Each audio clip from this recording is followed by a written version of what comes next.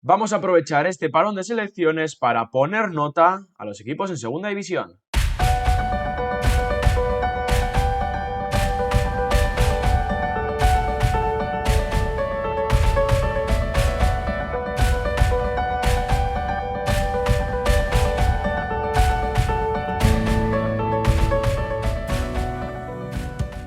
Un saludo y bienvenidos a un nuevo vídeo aquí en el canal. Hacía tiempo que no tenía un invitado de este calibre como es Jaime Mateos, pero después de varios meses de no hablar de la segunda división, tocaba ya en este parón sí venir aquí, Jaime, pasarte por aquí para poner nota del 1 al 10 a lo que ha sido este inicio de temporada en segunda división. Un saludo, ¿qué ¿Qué tal? tal, Julen? Muy buenas, ¿cómo estás? Pues bien, encantado de volver y encantado. Me ha costado, son 10 puntos para cada equipo, del peor al mejor.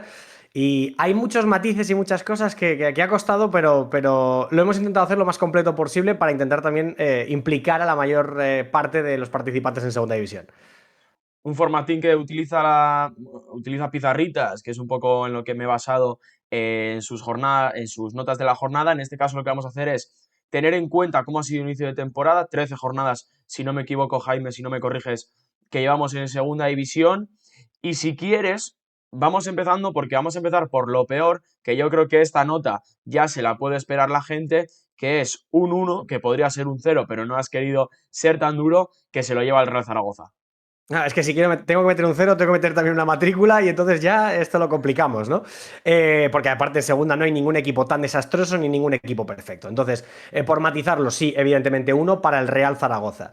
No solamente porque la clasificación así lo dice, es que antes de haber sido colista el Real Zaragoza daba muestras de ser el peor equipo en segunda división. ¿Por qué? Lo voy a simplificar lo máximo posible porque el análisis es muy complejo y da para solamente un vídeo, así que voy a ir punto por punto de forma detallada, pero sin tampoco explayarme mucho. Es un equipo débil en las dos áreas. Es decir, en cuanto a los datos, es el segundo equipo de la liga que más encaja, es el segundo con más paradas de su portero y es el equipo menos goleador de la liga. De hecho, es el único que está por debajo de los 10 goles a favor. En cuanto a estrategia de juego, para quien no haya visto al Real Zaragoza, bueno, hay que decirle que es un equipo que repliega muy cerca de su área, que intenta buscar el contragolpe, que basa la seguridad a través de la posición y del repliegue para luego poder contragolpear, pero esto no le está saliendo. ¿Por qué? Porque sufre mucho al hundirse, es un equipo que defiende muy cerca de la portería, como te decía, y que cuando le hacen centros laterales, triangulaciones, no está cómodo. No es un equipo que disfrute defendiendo cerca de su portería, incluso por arriba también en el centro lateral, pues se le ve un equipo incómodo. Le está costando mucho recuperar y cuando lo hace lejos del área rival. La sensación que te da es que sí, que puede transitar bien, que puede llegar bien, pero que cuando llega se nubla. Decide mal, la jugada se ensucia y no termina por concretar. De hecho, en cuanto a un equipo que se pone a defender, lo mejor que se puede decir es que sea competitivo, contundente, que robe. Bueno, pues es el equipo, el cuarto de la liga concretamente, con menos intercepciones en toda la segunda división y es el quinto con menos robos en campo contrario. Por lo tanto, pues esto condiciona todo lo que te acabo de contar. Es el quinto equipo que menos tira a puerta, tiene un índice de conversión de tiros a puerta por goles bajísimo, el más bajo de toda la liga, o sea, 4,7 concretamente, cuando el siguiente está en torno a los 8. O sea, es una barbaridad el déficit que tiene goleador el Real Zaragoza y luego físicamente pues se ve un equipo que no está pleno, que no está cómodo, que no tiene confianza y luego a la hora de posicionarse, pues con Rubén Sellés ha ganado algo, pero sigue permitiendo conducciones por dentro, en triangulaciones sufre, es decir, es un equipo incompleto, le faltan extremos puros, la planificación de plantilla no ha sido buena, le falta un organizador, no tiene un 9 autosuficiente, en fin, le faltan muchas cosas y eso se está viendo en el campo a la hora de detallar un poco lo que te he intentado resumir en este ratito para definir un poco la situación táctica del Real Zaragoza, porque los puntos ya lo vemos todos en la tabla.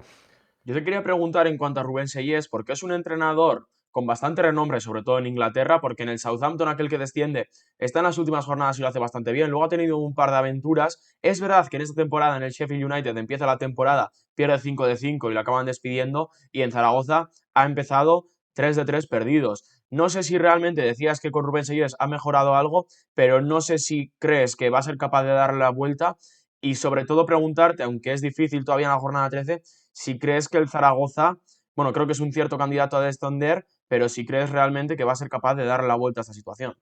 Hombre, he visto cosas muy bestias en segunda división y yo tampoco me atrevo a decirle que no a nadie, pero evidentemente arrastra una tensión y un lastre muy importante.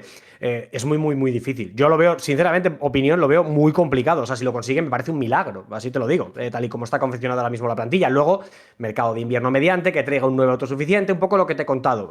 Tres, cuatro piezas que suban muchísimo la calidad de la plantilla y que luego el entrenador termine con dar con la tecla, porque está claro que ahora mismo el discurso de Seyes se basa en la competitividad, pero eso caduca muy rápido. Eso todos sabemos en el mundo del fútbol, que caduca muy rápido. Las primeras jornadas le das margen, pero cuando el equipo sigue sin dar pasos hacia adelante, ya eso te prescribe, ¿no? El hablar de tanto competir como primer objetivo, porque ahora mismo lo cierto es que el Real Zaragoza, aunque ha mejorado, no es suficiente. Leía, y ya con esto terminamos, leía esta semana bueno, algún periódico local, el Heraldo y demás, en Zaragoza, en Aragón, que hablaban de que el Zaragoza necesitaba la inercia de un entrenador ganador y que han traído un entrenador que arrastraba muchas derrotas seguidas en Inglaterra y que ahora mismo lo que necesitaba el Zaragoza era otra cosa. Bueno, para mí eso es un poco ventajista, pero sí que Claro. es verdad que no ha sido suficiente todavía para levantar un poco la cabeza y deshacer esa dinámica tan negativa del Real Zaragoza que desde que ganó, creo que fue sí, en septiembre, no recuerdo la fecha, al Mirandés, es que no ha vuelto, no solamente no ha vuelto a ganar, es que lo ha perdido todo. Claro, es un titular un poco, un poco sin sentido, ¿no? Porque si viniera de ganar 5 de 5 en Inglaterra, pues seguramente no estaría despedido ese equipo. Pero bueno, vamos con esa nota número 2 o con esa pues, mala nota en este caso también, que se la llevan dos equipos en conjunto. Uno que ya cambió de entrenador y que de hecho con ese nuevo entrenador ganó la única jornada que ha estado él al frente del banquillo, y otro equipo que, si no me corriges, ya ha despedido a su entrenador, pero que todavía no se ha hecho oficial el sustituto, aunque todo apunta que va a ser un conocido en segunda división. Mirandés y Huesca. Bueno, a ver, más que para Mirandés y Huesca como equipos, por cómo juegan, por resultados y demás, quiero llevarlo a la planificación deportiva de los dos equipos. Me explico. Ni Guilló ni Justo han completado un solo tercio de campeonato, o sea, han completado casi un 33% del campeonato, pero todavía no han llegado a ese 33%, lo cual lo considero un despido temprano. Para un equipo que tenga unas aspiraciones muy grandes, una responsabilidad, una plantilla muy grande y sea un proyecto ya maduro, puedo entenderlo, pero dos plantillas completamente renovadas después de un año. El Huesca ha traído 16 futbolistas en este verano. El Huesca ha traído una plantilla prácticamente entera, igual que el Mirandés, del que solamente repiten dos futbolistas del año pasado, si no me equivoco, que son Postigo y Juan Gutiérrez. El resto son todos nuevos. Son plantillas a coste cero en traspasos. No han pagado un euro. Muchas cesiones, muchos fichajes de jugadores libres, en el caso del Huesca. Apuestan por dos entrenadores con experiencia y calidad de experiencia, o sea, experiencias buenas en primera federación, acostumbrados a sacarle mucho rédito a pocos recursos. Lo hemos visto tanto Guilló en el Mérida, como Justo, por ejemplo, en otros equipos como el Algeciras. Es decir, proyectos con poca presión social, pero que han potenciado mucho lo poquito que había. Claro, si son dos equipos tranquilos en ese aspecto, con el objetivo de los 50 puntos, basados en jugadores jóvenes, sin demasiado coste, por no decir ninguno, mi pregunta es, ¿dónde está la paciencia? Si es que el Huesca hace un mes estaba en playoff, verdad que con más puntos de los que podía merecer, estamos de acuerdo, pero estaba en playoff, sobrepuntuando, sí, pero en playoff, un mes después el equipo no está en puestos de descenso y te cargas a Guillo, yo de verdad lo siento, pero no lo entiendo. Son dos plantillas nuevas que necesitan paciencia y tiempo, y de momento a Guillo y a Fran Justo no se le han dado. Esperemos que tanto Mirandés como Huesca puedan dar la vuelta a la situación, sobre todo porque creo que son dos equipos queridos en la segunda división. El Mirandés porque, bueno, la temporada pasada nos llevó a la épica, y el Huesca porque es un equipo que no hace no mucho estaba en primera división por primera vez, y que es un Claro. equipo que, bueno, que las últimas temporadas en el fútbol profesional se ha sentado bastante, así que esperemos que le dé la vuelta. El 3 se lo lleva el Club Deportivo Leganés, que va decimoquinto en Liga. Y a mí, sobre todo, Jaime, lo que me sorprende de este equipo, y ahora completas tú, es que realmente no ha perdido a ninguna de sus grandes estrellas de la temporada pasada, más allá de esa venta de Diomandé, pero que realmente ya lo analizamos en verano y era una buena venta. Iván Neyú puede ser la venta más importante, pero sin perder grandes estrellas, ¿cómo se explica que el Leganés esté decimoquinto después de ser un recién descendido? Mira, comparándolo con el Huesca sabes lo que es y además el Huesca es un equipo que saca muchos puntos en los descuentos. O sea, sabes más o menos lo que es y a lo que viene en la liga. El Leganés, de momento, está en esa fase de indefinición. La teoría famosa de la manta corta. Es decir, la propuesta, pues bueno, dentro de que Paco López es un entrenador que se adapta a lo que hay, le gusta también que sus equipos sean alegres. Pero ahora mismo el Leganés está defendiendo bien, presiona en cierta fase del campo, en ciertos momentos, para forzar pérdidas. Amenaza bien en transición porque tiene buenos jugadores para ellos, para ese tipo de juego, pero todo eso se traduce en grandes números defensivos. El problema, hay que decir que solo lleva 11 goles en contra, que esto no está mal. Y que alguno dirá, joder, si también defiende, ¿por qué le pones un 3? Bueno, porque creo que tiene muchas carencias en cuanto a números, por ejemplo, en casa. Solamente ha sido capaz de ganarle al Málaga, es el cuarto peor local de la liga, siendo un recién descendido. Que lo suyo creo que estos equipos tienen que ser más o menos fiables fuera, pero en casa no pueden ceder demasiado. Bueno, pues ya el Leganés empieza mal con una de las teorías y básicas del fútbol, que es lo que ganes en casa, luego intenta defenderlo fuera, pero en casa esté fuerte. Le está costando mucho llevar la iniciativa a través de la posesión. Hay futbolistas de mucho talento que todavía no han terminado de romper, es decir, Duke muy bien, creo que va a más. Juan Cruz va encontrando su punto de forma, pero aún está un poco lejos todavía de su mejor versión, ¿no? Entonces sí, el equipo bien atrás, bien en cuanto al equilibrio, es un equipo sólido, pero luego a la hora de generar fútbol le cuesta una barbaridad cuando tiene que llevar la iniciativa. ¿Tiene calidad? Sí. Arriba se reparten los goles, no hay un gran goleador, pero sí hay futbolistas que van sumando en números, pero es verdad que ahí todavía tiene mucho que mejorar. Un equipo que todavía no está sabiendo amenazar demasiado a los rivales y por eso, de la teoría de la manta corta, si el Leganés se quiere exponer, pues le va a costar defender más. Entonces está ahí un poco indefinido. La nota número 4, que suele ser esa nota polémica entre te suspendo, pero bueno, pero no se apruebas la evaluación continua y a ver si mejoras un poquito, acabas llegando al 5, se lo lleva un equipo que empezó desastrosa la temporada, muy mal la temporada, viene de ganar a Zaragoza, perdió ante el Valladolid en la jornada anterior, pero antes de ese partido contra el Valladolid encadenó 5 o 6 partidos seguidos sin perder, que la verdad que fue noticia. Y es que el Granada está mejorando y para mí, Jaime, lo más importante de este equipo, que bueno, que por suerte o por pena, no sé, es un equipo al que sigo bastante, por lo menos en las últimas jornadas estamos viendo ya un equipo que por lo menos tenemos conocimiento de quién va a jugar, a qué quiere jugar y dónde está lo importante, ¿no? Que al final con esa entrada, sobre todo de Souleymane Faye y de Alex Sola en los extremos, que creo que están siendo los más diferenciales, bueno, al final por lo menos estamos viendo un equipo que podemos identificar con algo.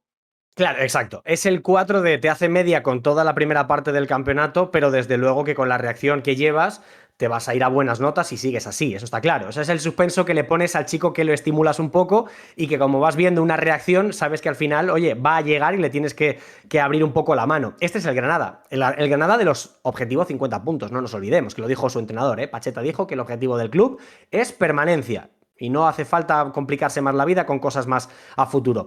Hay que decir que siendo conscientes de que la situación del Granada es complicada y que ha sido muy complicada, y siendo un candidato al descenso, de la jornada 1 a la 7 solamente ha sacado 5 puntos. Era el equipo colista en esas 7 primeras jornadas con menos puntos de toda la liga. Pero de la 7 a la 13 es el cuarto que más ha cosechado. Lleva 12 solamente en ese número de jornadas. ¿Por qué? Bueno, lo has resumido tú muy bien, pero voy a dar algún detalle más. Aparte de que hay un entrenador que es Pacheta, que tiene una idea muy clara y que el discurso, la psicología y el meter al futbolista y no perderlo lo maneja muy bien, está demostrando que poco a poco, creciendo desde la base, desde la defensa, el equipo va siendo cada vez mejor. ¿Por qué? Porque has mencionado a Sola como un futbolista que también, junto a Souleymane Faye en el otro costado, le da mucha amplitud y mucha profundidad.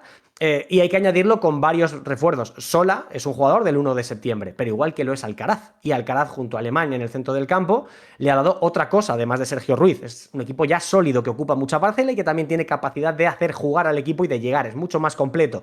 Tiene a Jorge Pascual arriba, que sin ser un 9 de grandes números es muy inteligente y tiene muchísima calidad. Se ha acabado el debate de la portería. Alguno en Granada dirá, bueno, es que hace unos meses estábamos aquí hablando de que si Lucas Zidane, si no... Lucas Zidane ya es el portero de facto de este Granada. Es decir, lejos de ir abriéndose los problemas, se van cerrando. Ha dado con un 11 muy reconocible, que suele repetir Pacheta y que el equipo ya se sabe a qué juega. Por lo tanto, la media ahora mismo le sale 4, por lo que hemos visto en las primeras 7 semanas, pero de las 7 a la 13 es un equipo que ahora mismo da notable, ¿no? Ya como pregunta personal, ¿cuál crees que es el techo del Granada? Creo que, bueno, ya lo dijo el entrenador y se ha hablado mucho en el entorno nazarí, que el objetivo es la salvación, pero viendo lo que has visto, sobre todo en las últimas jornadas, ¿cuál crees que es el techo o hasta dónde crees que puede llegar este Granada? Hombre, yo he sido muy pesimista con el Granada y viendo lo que se está viendo las últimas semanas, obviamente cambia mi prisma, ¿no? Pero para mí yo tampoco, me parece que hace bien, no solamente porque crea en ello Pacheta y yo también, es que creo que es un discurso muy inteligente. Lo de los 50 puntos creo que debe ser innegociable. Cuando lleguen, habrá que verlo. Si luego tiene opciones, pues habrá que hablar de otras cosas. Pero creo que ahora mismo hace muy bien el club en no centrarse en otra cosa que no sea salvarse. Para mí el techo Quizás no esté tan abajo, por supuesto, pero creo que hace muy bien el Granada en pensar en eso, en permanencia, porque ahora mismo es un equipo reconstruido sobre el que crecer a medio plazo y a largo plazo, pero ahora mismo creo que no tiene sentido hablar de otra cosa. Pues vamos con el primer aprobado, aunque es un aprobado justito, ese 5, que se lo lleva un equipo que está fuera de playoff, que es también un recién descendido, que está eliminado de Copa, que bueno, hoy, en el momento en el que estamos grabando nosotros, se ha producido ese sorteo de la siguiente ronda de Copa. Y cuéntanos un poquito, Guille, perdón, cuéntanos un Sí. poquito, Jimmy, ¿qué estás viendo? Justo había leído lo de Guillermo Almada, en este equipo, en este Real Valladolid, que es el que se lleva el 5. Lo has dicho muy bien, aprobado justito. Es que creo que es lo que mejor define al Real Valladolid ahora mismo, justito. Tiene un buen 11, para mí tiene una idea de Guillermo Almada muy práctica, muy pragmática, portería cero. Es decir, es un entrenador que ha entendido de qué va la segunda división. Tiene mucha velocidad y profundidad por banda, incluso ha reconvertido a Iván Alejo por una cuestión de planificación de plantilla a lateral y creo que le está dando buen resultado. Tiene varios perfiles en punta, un portero excelente como Guillerme que le está dando un resultado magnífico. Un centro del campo que aunque le falta un poco de fútbol, mucho trabajo. No pierde demasiado, y lo has dicho, está a un punto del playoff. Pero, si quieres ser un grande, aparte de la defensa, tienes que ser algo más rotundo arriba. Y aunque concedes poco y quieres crecer a base de la solidez, que eso es una primera piedra que ya ha puesto Almada, todavía hay cosas que se le quedan cortas al Real Valladolid. Es decir, es una plantilla poco profunda, de 14, 15 futbolistas, porque el resto son jugadores jóvenes procedentes del filial que están obligados a acortar etapas. Es decir, Jorge Delgado ahora mismo es titular, pero hace nada era jugador del filial del Racing de Santander y ha estado en el filial del Real Valladolid, Mario Maroto, Arnuncio, Ibrahim Alani, es decir, futbolistas que prácticamente a ninguno nos suena, porque a ninguno que no hayamos seguido, quiero decir, al Valladolid promesas, ¿no? Entonces, es una plantilla muy de contrastes, de jugadores con experiencia en la segunda división, en primera división, y luego chavales que acaban de dar el salto con dorsal del primer equipo. Al margen de esto, que te complica mucho una temporada larga, es que tiene pocos perfiles en el centro del campo capaces de manejar con calidad el medio. Si se ve por detrás, le va a costar la vida generar fútbol para romper líneas en los equipos replegados, porque es un equipo reactivo, jamás va a ser un equipo que te proponga. Le cuesta mucho ver portería, aunque genera cosas, pero creo que puede aprovecharlo mucho más. Si ves los expected goals famosos, tiene 4 goles menos de los que debería, porque además tienen perfiles arriba, pero ninguno está terminando de responder. Ningún 9 ha roto en goleador. Es decir, son 15 goles a favor, lleva 3 Amat, lleva 3 Chucky, la tasa lleva 3, 2 de ellos de penalti. Claro, la tasa pensábamos que iba a ser otra cosa y todavía no ha roto. Hay que pedirle más a Sergi Canós, a Biuk, a Meseguer, a Lassuer, pero es eso, hay que pedirle más, pero de momento no lo está dando el equipo. Por eso, siendo y estando en rango, a mí se me ha quedado muy justito. Tiene un gran 11, pero una plantilla muy corta y argumentos para ser reactivo, pero arriba todavía le faltan cosas. Pues le dejamos ese aprobado justito al Real Valladolid. Y tú la nota número 6, ese bien, no se lo das a un equipo, se lo das a un entrenador, que es concretamente Borja Jiménez. Te adelanto un poquito sus datos desde su llegada, porque es un entrenador que llega a principios de octubre. Son 3 victorias, un empate y una derrota, en ese orden. Entiendo que esa última derrota es lo que baja un poquito la nota, porque si no podría ser más alta. Pero bueno, cuéntanos Sí. un poquito qué es lo que ha cambiado Borja Jiménez en un Sporting que empezó la temporada de una forma regular, pero que hemos visto que en estas últimas 5 jornadas, pues bueno, ha ido hacia arriba. A ver, evidentemente es un 6 que hay que cubrir y que podría darle mucho más nota a Borja Jiménez. No tanto al Sporting, pero sí a Borja. Claro, el 7 igual está más caro y el 8 está más caro y ahora lo vais a entender, pero que no quede y que no pase desapercibido que para mí el trabajo de Borja Jiménez es clave para que el Sporting haya pasado de ser un equipo más a ser un posible candidato al playoff. De verdad, creo que Borja Jiménez ha cambiado esto. Has mencionado los resultados. Bueno, es verdad que viene de perder en Mendizorroza contra el Mirandés, hace un mal partido, no lo vamos a negar. Pero claro, viene de ganar 3 partidos seguidos contra equipos complicados y viene de sobrevivir en casa ante la Unión Deportiva Las Palmas teniendo bajas sensibles realmente importantes para un equipo además que tampoco tiene una plantilla especialmente larga, ¿no? Entonces, a mí me parece que es un gran trabajo el que está haciendo Borja Jiménez, que se va pareciendo poco a poco a aquel Leganés que sube a Primera División y que lo ha conseguido sin cambiar apenas el 11 y apenas el dibujo. O sea, es un entrenador que con lo que ya tenía de Garitano ha decidido cambiar una serie de cositas, automatismos en cuanto a posicionamiento y comportamientos y con eso le ha dado para ser un equipo mucho más sólido. Arriba tiene muchas cosas, tiene a Dubasín, tiene a Otero que ahora está lesionado, tiene también a Gaspar Campos lesionado, que esta es otra. Fíjate, plantilla muy, muy corta y encima los titulares se le están lesionando, pero tiene mucho mérito. Un centro del campo ya muy marcado con Corredera y con Justin Smith. Bueno, pues es un equipo que va siendo reconocible y una pareja de centrales maravillosa. Entonces, por ahí, pues creo que el Sporting está creciendo. Problemas, aparte de la planificación, que para mí es mejorable, no tiene ningún 9 mejor que Otero, que no es 9, a ningún lateral izquierdo de calidad más allá de los que está poniendo, que son dos canteranos, como Pablo y como Diego Sánchez, que para mí se me quedan un poco cortos y que evidentemente la plantilla es muy justita. Pero sobre todo hay una asignatura pendiente que esto, de cara a próximos vídeos, le puede hacer subir la nota, es cambiar el comportamiento del Sporting en las primeras y las segundas partes. Si Borja Jiménez consigue que el Sporting sea mucho mejor en esta faceta y más regular en los partidos, el Sporting va a estar ahí. ¿Por qué? Porque en las primeras partes, si solo contamos esa clasificación, el Sporting es líder, es un equipo que más puntos saca de las primeras mitades, pero del 76 al pitido final, el Sporting sería colista. Es decir, los bajones que da el Sporting a medida que avanzan los minutos los tiene que corregir Borja Jiménez. Pero yo estoy muy contento con su trabajo porque está dándole mucha presencia, ¿no? Mucha identidad a este Sporting. Bueno, esperemos que Borja Jiménez no pida ayuda a Alessio Lichi para solucionar las segundas partes, porque lo de Osasuna en primera división también está siendo tétrico Tremendo. en los segundos tiempos. El 7, ese notable, se lo va a llevar el Córdoba, que está fuera de Copa, pero que está a un puntito del playoff. Y que no ha empezado bien, pero claro, en el contexto también quiero detallar un poco la situación del Córdoba. El Córdoba hace un buen mercado, pero pierde a futbolistas muy importantes en verano. Pierde a Alex Sala, pierde a Antonio Casas, a Adrián La Peña, a Carlos Marín, que no lo pierde, pero Carlos Marín ha dado un bajón importante en cuanto a rendimiento en la portería con respecto al año pasado. Entonces, en esa reconstrucción, el Córdoba, que parecía que se podía perder, no se ha perdido. Ha ido encontrando jugadores que le han dado un rendimiento superior a los que estaba contando y les ha dado el pie para seguir siendo titulares. Ha encontrado la pareja de centrales que es clave, Fomellén Alves atrás, realmente bestial cómo funcionan estos dos juntos. Ha recuperado, o va recuperando, mejor dicho, la mejor versión de Carracedo, que todavía está un poco lejos de lo del año pasado en el extremo, pero ya va entrando como titular habitual y va haciendo buenos partidos. La figura de Requena en el centro del campo junto a Isma Ruiz me parece que le ha dado también un empaque al equipo. Luego me encanta el rol de Dallison con Jacobo, que como van permutando posiciones, mola un montón. Y luego lo de Adri Fuentes. Esto es lo individual. Adri Fuentes arriba está haciendo uno de los delanteros revelaciones para jugar a la contra espectacular. Esto es lo individual, pero es que en lo colectivo sigue compitiendo como el año pasado, sigue poniendo altos ritmos como el año pasado, sigue asumiendo riesgos como el año pasado, pero el equipo es una máquina que trabaja muy, muy bien. Por lo tanto, oye, con todo lo que ha perdido este verano y con lo mal que había empezado, creo que Iván Ania es un entrenador que a los equipos les da algo diferente y por eso quiero valorarlo, porque es un temporadón lo que hizo el año pasado y lo que está haciendo este creo que no está mal. En el 8, te voy a dejar que lo adelantes tú, te voy a dejar que hables de estos dos jugadores, porque realmente no son dos equipos, pero son dos jugadores muy jóvenes, que molan mucho y que hay un dato, dime que no sé si te has fijado o no, y A seguramente ver. sí, pero si no, te lo voy a dar después. Te lo voy a dar después. Venga, vale, vale, perfecto, perfecto.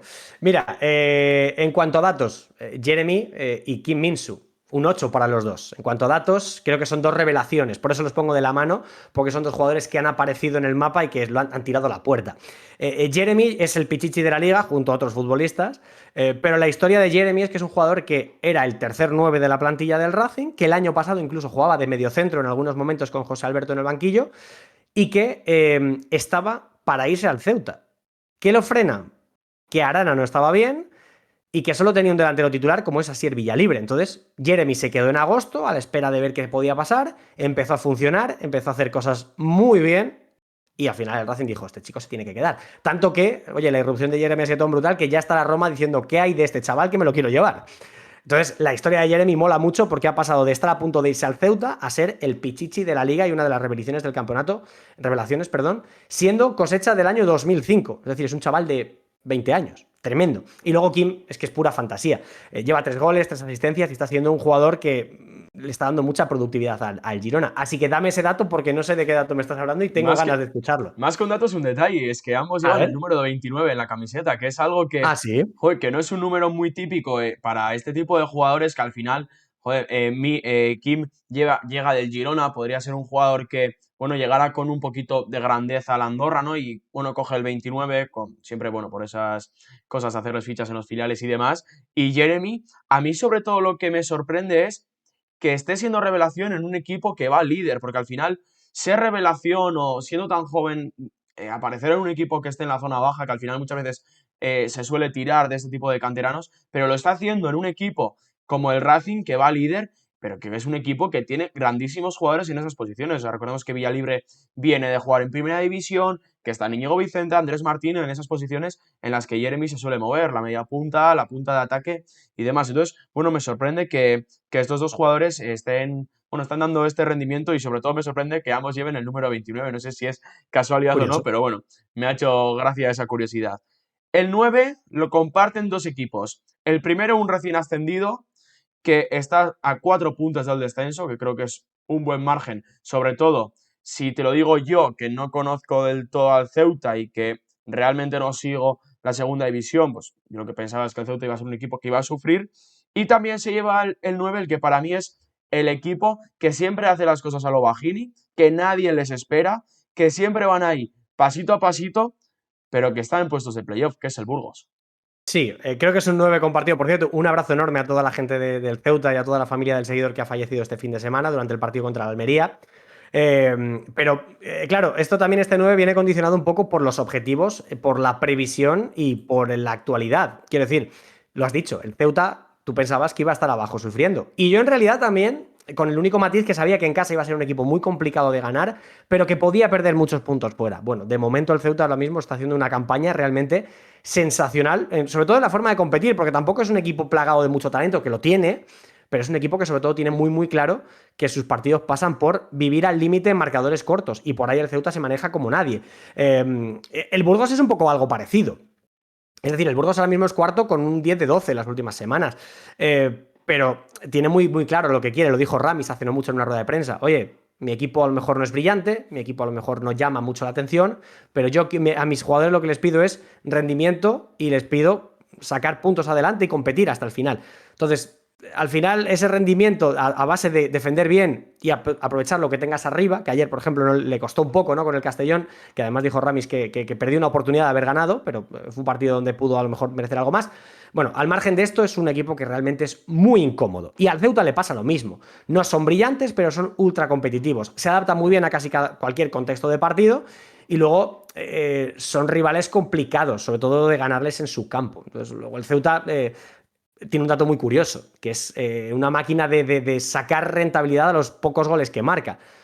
Cada gol es el segundo equipo más rentable en este aspecto y cada gol se convierte en 1,63 puntos. O sea, es una barbaridad. Que luego ya te digo, tiene buenos jugadores. No es que sean una panda de 11 tíos que solo juegan al repliegue y al contragolpe. No, es que tiene a Rubén Díez, tiene a Matos, tiene a Marcos Fernández arriba, que está haciendo una gran temporada, a Anuar, ex Valladolid, Kuki Salazar. Es decir, jugadores que son buenos, pero claro, tú los ves y dices, es que cómo compiten, es que son una máquina competitiva. Por lo tanto, creo que esperando a dos equipos que sufrirían más o menos, estando por abajo, los ves arriba, dices, hay que ponerles un 9.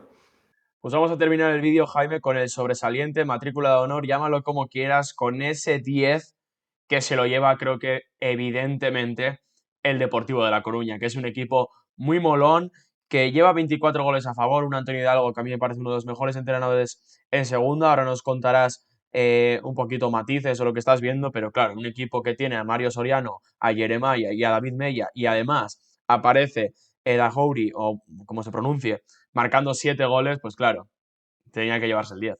Lógicamente. Y eso que no es el líder y que tiene al Racing por encima, para que también veamos un poco la dimensión de la temporada que está haciendo el Racing. Que si alguno echa de menos al Racing aquí, le pongo este anexo, porque tener a todo un Depor por detrás y a un Almería y a otros tantos equipos buenos, creo que tiene mucho mérito. Pero bueno, hablando del Depor, el Depor ha encontrado, estamos hablando mucho de los fichajes, de lo que tiene, de la plantilla, pero se habla poco del entrenador. Y para mí creo que es no una clave, o no es la clave, pero es una de las claves y desde luego el primer eslabón para empezar a construir una cadena. Es decir, Antonio Hidalgo llega del Huesca después de hacer grandísima temporada el año pasado con el equipo, y al Depor pues, le da cierta fiabilidad defensiva, una parcela que, por cierto, ha desaparecido de una temporada para otra, le ha tenido que reconstruir de nuevas, le ha puesto ese 5-3-2, decide jugar con Mella como carrilero diestro con toda la banda para él, y con Jeremai con libertad para jugar entre líneas, como él quiera, acompañando siempre a Zakaria. Creo que se pronuncia Eda Couri, pero bueno, Zakaria para entendernos. Y luego con Mario Soriano como organizador, junto a centrocampistas como Grajera o el propio Villares, que son muy buenos futbolistas. Entonces, todo esto convierte al Depor en una buena máquina de defender, pero claro, con tantísimo talento, es capaz de, si te lleva la iniciativa, te puede matar, porque de cerca del área es letal. Pero a la contra, es un jugador que castiga el error de una forma brutal. Y Edachouri en este aspecto, o Edacouri o Zakaria, es muy buen futbolista. Es un delantero muy, muy autosuficiente para este tipo de situaciones. Entonces, invicto en casa, solo 2 derrotas, jugando bien al fútbol, mejor visitante de la liga. Jeremai que no está al 100%, es decir, Jeremai no le hemos visto hacer su mejor fútbol y aún así mira las barbaridades que está haciendo. Por lo tanto, creo que sí, que el Depor, a pesar de haber tenido 2 pinchacitos contra el Racing y contra el Málaga, en líneas generales se ve un conjunto muy fiable, que mola mucho. Y luego, para terminar lo de Zakaria, hay que recordar que es también pichichi de la liga junto a Jeremy, junto a Gus Medina, después de haber sufrido en verano un accidente en el paseo marítimo de Coruña. Luego llegó Mulatieri, intercaló titularidad con él, pero ahora mismo nadie discute en Coruña que Zakaria tiene que ser el delantero centro del Depor. Por lo tanto, para mí, el 10 para el equipo coruñés. Pues hasta aquí este vídeo de hoy, hasta aquí estas notas. La verdad, Jaime, que es un placer escucharte hablar de Segunda División. Y bueno, si os ha gustado el vídeo, dejar un like, suscribiros y darle cariño, porque así, bueno, nos demostráis que os ha molado el contenido y así podremos invitar a Jaime dentro de un mes, 2 meses, para volver a revisar estas notas y ver si esos equipos que han suspendido le dan la vuelta, si los que están arriba se caen. Bueno, lo dicho, Jaime, es un placer escucharte hablar de Segunda, es un placer que te pases por aquí, agradecértelo de corazón y lo dicho, si os ha gustado el vídeo, suscribiros, activar la campanita y nos vemos en el próximo vídeo.